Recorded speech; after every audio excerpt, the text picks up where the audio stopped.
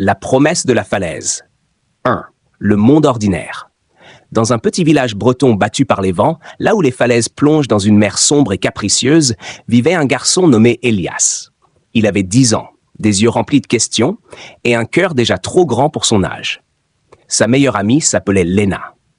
Elle était tout son contraire, audacieuse, rieuse, intrépide. Là où Elias hésitait, Léna sautait. Ils passaient leur journée à courir le long des falaises, à inventer des mondes, à se promettre des choses impossibles.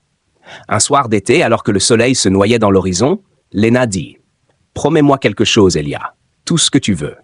Peu importe ce qui arrive, peu importe où la vie nous emmène. Promets-moi que tu reviendras ici. Et que tu ne deviendras jamais quelqu'un qui a peur de vivre. » Elias hésita, puis il tendit son petit doigt. « Je te le promets. » Ils scellèrent ce pacte d'enfant, sans savoir qu'il allait changer toute une vie. 2. L'appel à l'aventure. Quelques semaines plus tard, Léna disparut. Pas de drame spectaculaire, pas de tempête, pas d'accident. Sa famille quitta simplement le village du jour au lendemain, sans explication, sans au revoir. Elias resta seul, avec cette promesse accrochée à lui comme un poids invisible. 3. Le refus de l'appel. Les années passèrent. Elias grandit, mais pas comme Léna l'aurait voulu. Il devint prudent, trop prudent. Il choisit une vie stable à Paris, un travail dans une compagnie d'assurance, un appartement impeccable, une routine parfaitement contrôlée.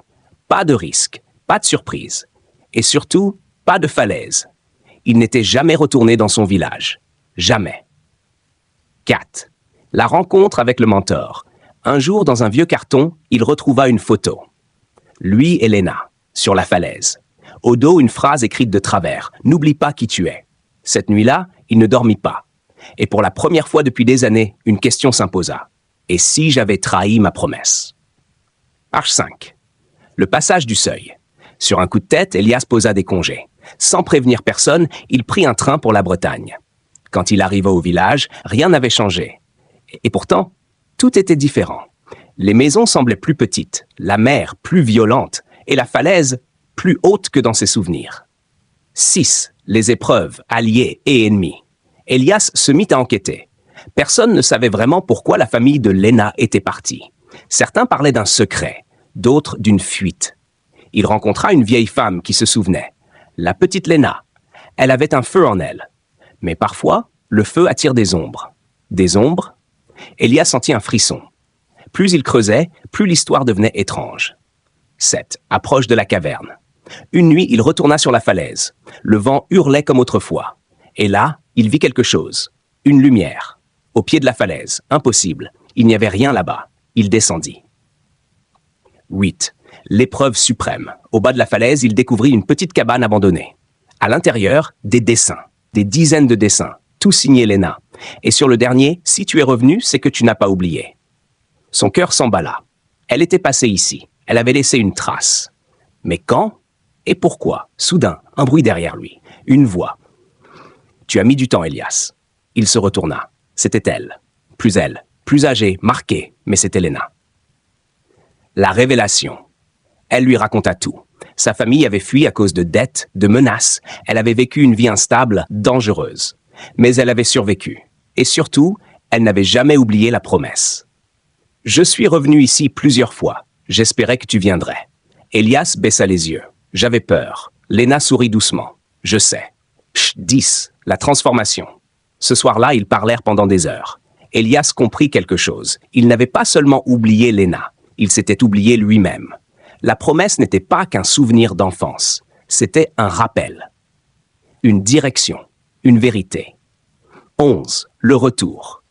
De retour à Paris, Elias prit une décision radicale. Il quitta son travail, il vendit son appartement et il retourna vivre en Bretagne. Pas pour fuir, mais pour vivre. Vraiment. 12. Le don. Avec Léna, ils ouvrirent un petit centre pour enfants. Un lieu où l'on apprenait à rêver, à oser, à ne pas avoir peur de devenir soi-même. Et chaque année, ils emmenaient les enfants sur la falaise. Le dernier retournement. Un jour, un enfant demanda « Pourquoi c'est si important cette falaise ?» Elias répondit « Parce qu'un jour, 2 enfants ont fait une promesse ici. Et ils l'ont tenue ?» Elias regarda Léna. Elle souriait. « Pas au début, mais finalement, oui. » Épilogue. Certaines promesses ne sont pas faites pour être tenues immédiatement. Elles sont faites pour nous attendre, nous rappeler, nous transformer. Et parfois, il faut toute une vie pour avoir le courage de devenir l'enfant qu'on a été. 14. Le nouveau monde, Renaissance. Les premiers mois en Bretagne furent déroutants.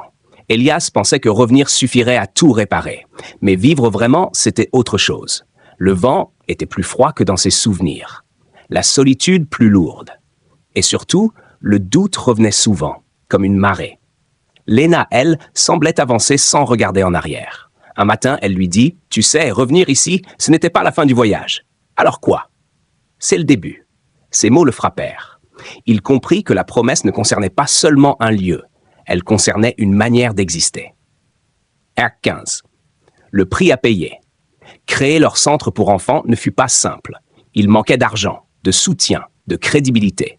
Les habitants du village murmuraient « Deux rêveurs, ça ne durera pas. » Un soir, après une journée difficile, Elias craqua. Et si on se trompait? Léna le fixa. « Tu veux abandonner ?» Silence. « Non, mais j'ai peur. » Elle s'approcha. Alors c'est exactement là qu'il faut continuer. Mais cette fois, la peur n'était plus celle d'un enfant. C'était celle d'un adulte qui avait quelque chose à perdre. Chaque 16, l'ombre du passé.